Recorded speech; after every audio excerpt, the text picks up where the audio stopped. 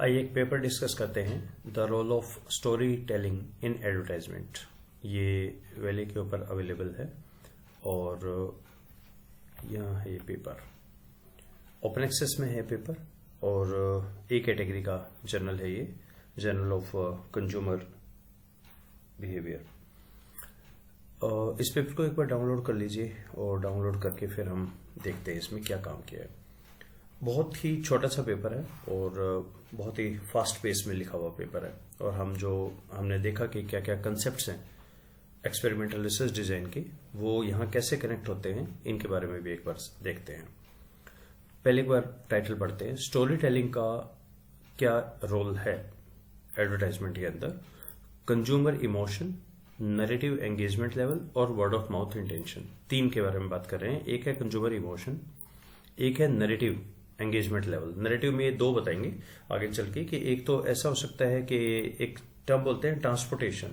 Transportation मतलब है कि जब आपको कोई नैरेटिव मतलब कोई एक पर्टिकुलर स्टोरी बताई जा रही है, कोई आपको दिखाया जा रहा है जिसमें कुछ सॉन्ग्स भी है, म्यूजिक भी है, पीछे कोई एक ऐसा कंसेप्ट चल रहा है, तो ड्रामा टाइप का। उससे क्या आप उन कैरेक्टर्स के साथ एक होके उन्हीं के साथ घूम रहे हैं, मतलब there is a narrative transportation, मतलब वो आपको आपकी रियलिटी से दूसरी दुनिया में ले जाता है, आप उनके साथ एंजॉय कर रहे हैं, उनके दुख दर्द को समझ रहे हैं, तो ये हो गया नैरेटिव ट्रांसपोर्टेशन।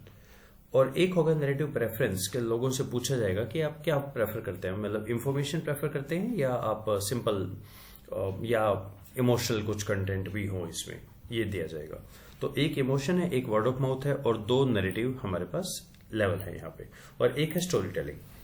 तो सबसे पहले इन्होंने शुरू किया कि स्टोरी टेलिंग तो बहुत पहले से चली आ रही है, जनरेशन टू जनरेशन। हर कल्चर में स्टोरीज होती हैं जो नेक्स्ट जनरेशन को पास ऑन करते हैं। स्टोरी टेलिंग का हमें पता भी है क्या इफेक्ट पड़ता है, पर बहुत कम लोगों ने स्टोरी टेलिंग को एज ए मैनिपुलेट किया है, एज ए इंडिपेंडेंट वेरिएबल जिसमें मैनिपुलेट किया। तो इन्होंने कहा कि हमने स्टोरी टेलिंग एड और नॉन स्टोरिंग, इस पे हमने काम किया, इफेक्टिवनेस पे। और ये इनके कुछ क्वेश्चन हैं कि कौन कौन से लोग हैं जिन पे कैसी एडवर्टाइजमेंट ऐड का फर्क पड़ता है, इंडिविजुअल्स उसको कैसे देखते हैं, ट्रांसपोर्टेशन, प्रेफरेंस और आइडेंटिटी पे। लिटरेचर रिव्यू देखा, इंट्रोडक्शन बहुत ही एक्सट्रीमली छोटा है। आई थिंक ये जर्नल ऑफ कंज्यूमर बिहेवियर में वर्ड लिमिट के कारण हर चीज बहुत ज्यादा कंसाइज है, यहाँ पे कोई डिटेल में नहीं बताई। Emotional response to advertisement, okay, देखिए ये इन्होंने काफी स्टडी मेंशन की है कि जहां पर भी इमोशन आते हैं ना, लोग उसको ज्यादा टाइम तक याद रहते हैं। People purchase to commodity not because they need the product, because they want it. Desire, self expression, socialisation, तो ये इन्होंने उससे कनेक्ट किया है कि इमोशंस बहुत इंपॉर्टेंट रोल प्ले करते हैं हमारे ओवरऑल जो हम परचेज वगैरह करते हैं ना, इसके अंदर। इमोशन और वर्ड ऑफ माउथ, तो वैसे तो मार्केटिंग में बोलते हैं कि एक हैप्पी कस्टमर एक को बताता है और जो सैड कस्टमर या डिससेटिस्फाइड कस्टमर है वो 10 को बताता है। तो इन्होंने कहा हमने तो सिर्फ पॉजिटिव इमोशन पे ही काम किया है, positive emotion gain more attention और सिर्फ पॉजिटिव पे काम करेंगे। एक इन्होंने कहा story telling and emotion in advertisement, यही कह रहे हैं कि जो पोटेंशियल कस्टमर है ना, वो सीक्वेंस ऑफ इवेंट को देखते हैं, ना कि उसके यूजफुलनेस के या इंफॉर्मेशन को। कई इंफॉर्मेशन भी देखते हैं, पर कई ये देखते हैं कि एक स्टोरी टेलिंग सी हो, कोई एक नैरेटिव हो, not just the brain structure but उसमें अंदर थोड़ा सा इमोशनल भी कंटेंट हो, कोई कहानी हो, किसी तरह से हम उससे कनेक्ट कर सकें, फिर ज्यादा सही रहता है। दो पार्ट उसके, एक तो नैरेटिव ट्रांसपोर्टेशन, जिसको बहुत सारे बोल रहे हैं ट्रांसपोर्टेशन थ्योरीज हैं। बेसिक आइडिया ये है कि इमर्शन इनटू अ टेक्स्ट, इसका मतलब the process of temporary living one's reality behind and emerging from the experience somehow different from the person of the narrative. जो नैरेटिव में जो पर्सन है, जो स्टोरी, आप उसके साथ बहुत ही ना आइडेंटिफाई कर पा रहे हैं उससे। इन्होंने कहा इससे क्या होता है कि इवन जो वीक आर्ग्यूमेंट है ना, वो भी दब जाता है। अगर आप इमोशन कनेक्ट कर रहे हैं तो वीक आर्ग्यूमेंट नहीं रहता वहां पे, उसको छोड़ सकते हैं। तो इन्होंने अपना पहला बनाया कि narrative transportation has a positive effect on response. तो हम एक काम करते हैं, इनकी ना हम साथ साथ ये समझते चलते हैं, तो पेंट में चलते हैं। Narrative transportation has a positive effect on participation. I think जो अगर कोई नए जो रिसर्च बेबीज हैं, जो जस्ट रिसर्च की दुनिया में आए हैं, तो आप ये भी देखते चलिए लिखते कैसे हैं, हाइपोथेसिस कैसा होती है, relation between the two variable. पहले तो वेरिएबल को आइडेंटिफाई करना सीखिए। नैरेटिव ट्रांसपोर्टेशन एक हो गया और रिस्पॉन्स एक हो गया। किस चीज का रिस्पॉन्स? एडवर्टाइजमेंट का। ये कंटेक्स्ट है, हैज ए पॉजिटिव इफेक्ट। तो हम यहां लिखते हैं, एक तो हो गया नैरेटिव ट्रांसपोर्टेशन, सो नैरेटिव ट्रांसपोर्टेशन, दो है नैरेटिव के, मैं ट्रांसपोर्ट लिख देता हूं। नैरेटिव ट्रांसपोर्टेशन का इफेक्ट पड़ता है हमारे इमोशनल रिस्पॉन्स पे। इसका इफेक्ट पड़ेगा जी इमोशन के ऊपर, ठीक है। और इसमें एक एरो लगा देते हैं, ये हो गया एक, और इसका नाम हमने रखा H1A, H1A, ठीक है। सेकंड है, इसका वर्ड ऑफ माउथ के ऊपर भी पड़ता है। जो चलिए जी, फिर यहां पे वर्ड ऑफ माउथ है, नैरेटिव का इफेक्ट पड़ेगा ऐसे और यहां से ऐसे, तो नैरेटिव का इसके ऊपर भी फर्क पड़ता है।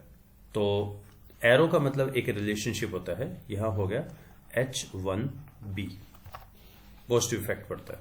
अब लिखना चाहिए तो बगल में यहां पॉजिटिव भी लिख सकते हैं, पर सारे ही पॉजिटिव है यहां पे, तो इसमें ये भी पॉजिटिव, ये पॉजिटिव।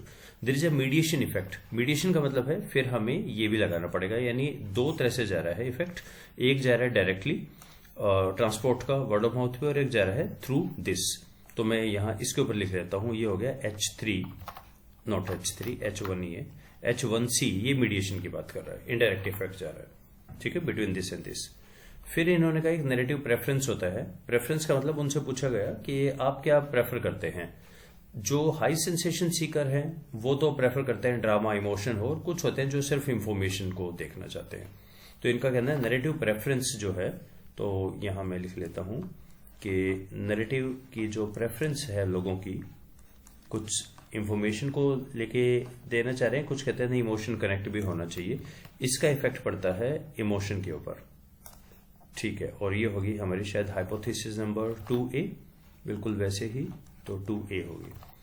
फिर इसका असर वर्ड ऑफ माउथ पे भी पड़ता है, तो चलिए वर्ड ऑफ माउथ पे भी चलते हैं। एक यहां और एक एरो ये लग गया, वर्ड ऑफ माउथ पे भी इफेक्ट आ गया, और इसका नाम है H2B। नेक्स्ट ये कह रहे हैं there is a mediation effect between response towards this and this. Okay, तो ये जो इमोशन है ये H2C, ये इसको भी, नैरेटिव प्रेफरेंस को भी ये मीडिएट कर रहा है, इमोशन इन दोनों को मीडिएट कर रहा है, ठीक है जी। Next identification. अब देखिए अभी तक इन्होंने 4 वेरिएबल लिए, पर अभी ये नहीं बताया कि इसमें से इनका वो वेरिएबल कौन सा है, इंडिपेंडेंट वेरिएबल कौन सा है। मतलब इंडिपेंडेंट तो आप बोल सकते हैं कि नैरेटिव हो गया, इंडिपेंडेंट नैरेटिव तो हो गया, लेकिन मैनिपुलेट किसको करने वाले हैं इसके बारे में इन्होंने ज्यादा नहीं बताया। तो अब उसकी ये स्टोरी बिल्डिंग कर रहे हैं। तो इन्होंने कहा कि मतलब नाम से पता लग रहा है आपको कि यहां पे हमारा एक स्टोरी टाइप आएगा कि स्टोरी कैसी है हमारी, क्योंकि मैनिपुलेट किया ना स्टोरी टेलिंग को, तो स्टोरी टाइप आएगा एक वेरिएबल। अब ये उसकी बारे में बता रहे हैं। तो इन्होंने कहा कि एक सोशल कॉग्निटिव थ्योरी है। सोशल कॉग्निटिव थ्योरी ये बोल रही है हम ना individuals tend to behave mimic the behaviour they have seen और मॉडल्स। जो भी हमारे रोल मॉडल है उसके जैसा हम करना चाह रहे हैं, तो उसमें हम एक ना परसीव्ड सिमिलरिटी भी देखते हैं, विजुअल आइडेंटिफिकेशन। तो ये काफी चीज आती है कि जैसे मतलब देखिए जैसे ऐड दिखाते हैं, तो एक मिडिल क्लास में पर्सन है, मिडिल क्लास फैमिली है, उनमें थोड़ा स्ट्रगल कर रहे हैं, काम कर रहे हैं, तो लोग उनको देख के समझ पाते हैं, अपने से आइडेंटिफाई कर पाते हैं, ठीक है। तो ऐड ऐसी बनती है, तो एक तो नॉर्मल बनती है इंफॉर्मेशन वाली, एक होती है कि आप उसमें आइडेंटिफिकेशन करें, कस्टमर की स्टोरी हो। एक इन्होंने एक न्यू फॉर्मेट है जिसके अंदर ना सीईओ की स्टोरी होती है। सीईओ आके बता रहा है कि मैं कौन हूं, कहां से आया, मैंने क्यों शुरू किया, तो लोगों को ये भी लगता है ये भी ठीक है। तो इसको ये कह रहे हैं कि emotional response towards the ad content differ on the story type. तो इसका मतलब ये जो स्टोरी टाइप है इससे हमारे इमोशन के ऊपर फर्क पड़ेगा, और मैं इसको अलग कलर में कर लेता हूं यहां पे, तो इसका फर्क पड़ेगा। और इसका इन्होंने दिया H3A, H3A स्टोरी टेलिंग का 3 तरह की स्टोरी टेलिंग लेंगे, अभी आते हैं उस पर। Word of mouth differ, word of mouth के ऊपर भी फर्क पड़ेगा इसका। तो चलिए वर्ड ऑफ माउथ के पास भी चलते हैं। एक ये हुआ और एक ये हुआ, और इनको आपस में कनेक्ट भी कर देते हैं, ठीक है। ओके, तो स्टोरी टेलिंग का वर्ड ऑफ माउथ के ऊपर भी फर्क पड़ रहा है। ये भी हो गया जी, और इसका नाम है H3B प्रॉब्ली, H3B हो गया। नेक्स्ट है H4, इंटरेक्शन इफेक्ट है स्टोरी टेलिंग का, ट्रांसपोर्टेशन का ऑन इमोशन, यानी इसका जो इफेक्ट पड़ रहा है हमारा, ये इफेक्ट यहां पड़ रहा है इंटरेक्शन नैरेटिव का। और देखो interaction effect between story telling type and narrative, जब भी इंटरेक्शन आता है इसका मतलब है एरो के ऊपर एरो, इसी को मॉडरेशन भी बोलते हैं। किसका? टाइप का। कहां पे? ट्रांसपोर्टेशन और इमोशनल रिस्पॉन्स पे, और ट्रांसपोर्टेशन और इसके ऊपर भी। तो मैं यहां लगा दूं एक। इसी तरह से इन्होंने यहां पे फिफ्थ ली है, इंटरेक्शन इफेक्ट है दोनों के ऊपर, यहां से इस एरो पे और यहां से ओके, यहां से इसके ऊपर भी फर्क पड़ रहा है। ठीक है, तो ये हमारा हो गया H4 प्रॉब्ली, ये भी ए भी है, हाँ ए है कंटेंट के लिए, और यहां पर हो गया हमारा H4B, H4B हो गया, इसका इंटरेक्शन है, और H5 है इमोशन का 5A, और H5B। अब रेड कलर जो है वो सिर्फ हमारा मैनिपुलेट जो हमने किया गया है उससे है, स्टोरी टाइप से। तो नैरेटिव ट्रांसपोर्ट, नैरेटिव प्रेफरेंस दोनों का इमोशन पे, वर्ड ऑफ माउथ पे, स्टोरी टाइप का इमोशन पे, और चार जो एरो है उसके ऊपर, एरो के ऊपर एरो मॉडरेशन इफेक्ट है, और एक इसका वर्ड ऑफ माउथ पे भी है। ठीक है, ये स्टोरी टेलिंग हो गया। अब आता है हम मेथड्स में। तो मेथड्स में सबसे पहले पार्टिसिपेंट कौन लिए गए? तो अमेजन मैकेनिकल टर्क से ऑनलाइन पैटर्न यूज किया गया, और सिर्फ वो लिए जिनकी एमटर्क अप्रूवल रेट 97 पॉइंट है। जैसे आप अमेजन में प्रोडक्ट खरीदते हैं ना, आप बोलते हैं 4 स्टार से हाई रेटिंग, तो सिर्फ वो लिए रिस्पोंडेंट्स जिनकी 97% से ज्यादा अप्रूवल थी। ठीक है, 300 के करीब इनको मिल गए। एक्सपेरिमेंटल डिजाइन, अब यहां एक इंपॉर्टेंट चीज आती है। पहले तो नाम देखिए इसका, post test only control design. समझ आया कुछ? हमने लास्ट में बात की थी आफ्टर ओनली, यानी पहले बात नहीं करेंगे, सिर्फ एक इवेंट को वो देके इंटरवेंशन देके बाद में नोट करेंगे। Only control design, control design है, इसका मतलब एक एक्सपेरिमेंटल होगा, एक कंट्रोल, विद 2 ट्रीटमेंट। इन्होंने कहा नहीं, एक नहीं 2 हमारे एक्सपेरिमेंटल हैं। ठीक है, 2 एक्सपेरिमेंटल है। क्या क्या है? एक तो हो गया एड बनाएंगे जिसमें फाउंडर की स्टोरी होगी, सीईओ की। एक बनाएंगे जिसमें कस्टमर की होगी, और जो रूटीन ट्रेडिशनल इंफॉर्मेशन होती है वो हम दिखाएंगे। ठीक है, ये यहां तक हुआ। अब आगे बड़ा इंपॉर्टेंट है, इन्होंने कहा कि हमने ना एक बैग लिया, लगेज बैग ब्रांड लिया। क्यों, कैसे लिया? तो उसके लिए मतलब हर चीज का आपने लॉजिक देना है, हर किसी चीज का। मतलब आप ये नहीं बोल सकते हमने एक प्रोडक्ट ले लिया, क्यों ले लिया वो प्रोडक्ट? तो इन्होंने कहा कि हम गए यहां पे टेलर के पास, टेलर 99 ने एक 6 सेगमेंट स्ट्रेटजी बताई है। तो चलो अब स्ट्रेटजी पे चलते हैं, टेलर पे। तो ये मैंने इसको सर्च किया, एक domino effect of positive changes, बहुत अच्छा एक आर्टिकल मिला, और यहां हमें मिला टेलर की कहानी। टेलर ने 99 में ये कहा कि जब भी कोई ऐड बनाता है, ये 6 हमारी स्ट्रेटजी हो सकती है, 6 उसके ऑब्जेक्टिव हो सकते हैं। क्विकली देखते हैं। माइंड आपको दिख रहा है ह्यूमन ब्रेन जैसा। ह्यूमन ब्रेन के 2 पार्ट होते हैं, लेफ्ट राइट हेमिस्फीयर, वो तो आपको पता ही है। इन जनरल हम बोलते हैं एक होता है अफेक्टिव, एक होता है कोग्निटिव।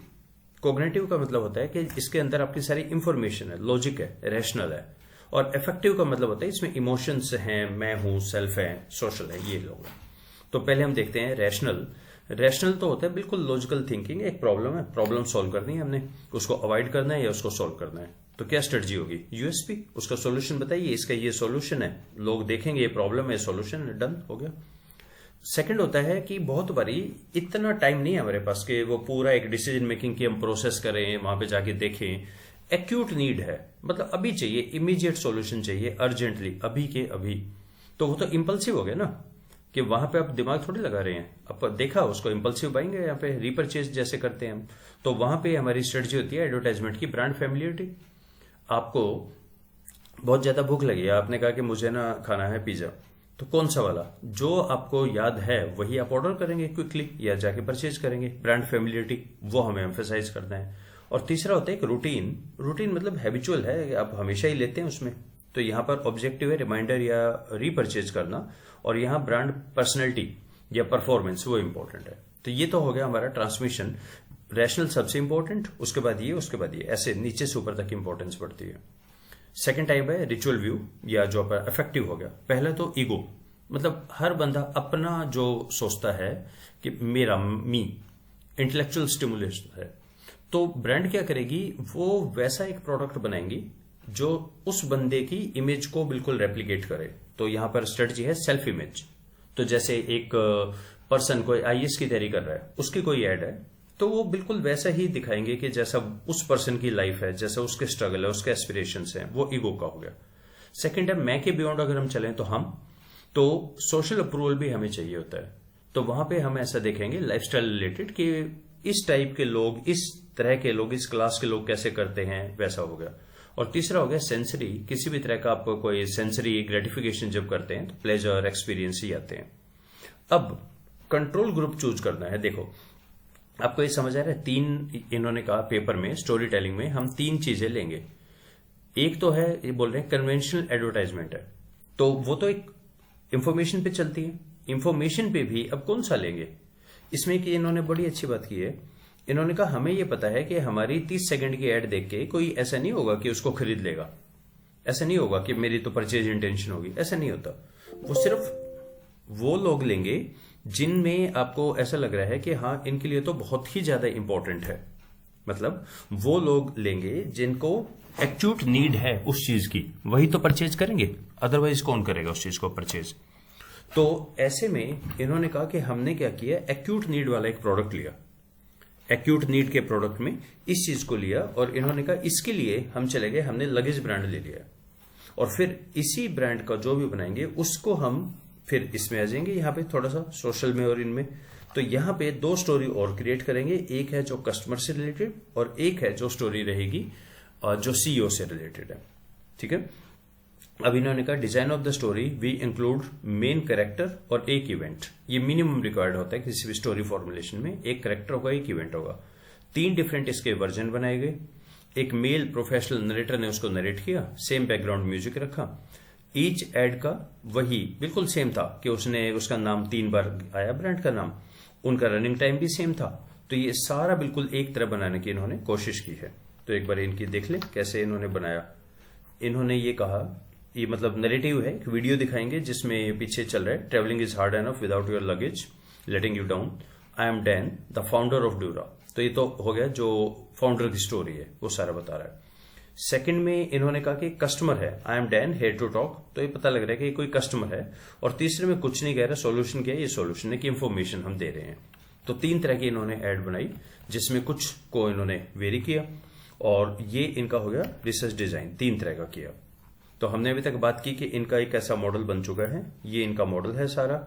मॉडल के अंदर 3 स्टोरी टाइप ये मैनिपुलेट की इन्होंने, मैनिपुलेट करके ओब्वियसली चेक भी करेंगे। तो इन्होंने कहा कि हमने एड दिखाई और एड दिखा के उनसे पूछा ये किस तरह की स्टोरी है, इसमें फाउंडर की है या कस्टमर की है या स्टोरी इंफॉर्मेशन की रिलेटेड है। तो प्री टेस्ट इन्होंने कुछ किया, पर प्री टेस्ट से पहले इन्होंने वेरिएबल कौन कौन से मेजर किए, टेस्टिंग कैसे की, ये सारा हम देखते हैं फिर नेक्स्ट वीडियो में। So let's stop here, thank you.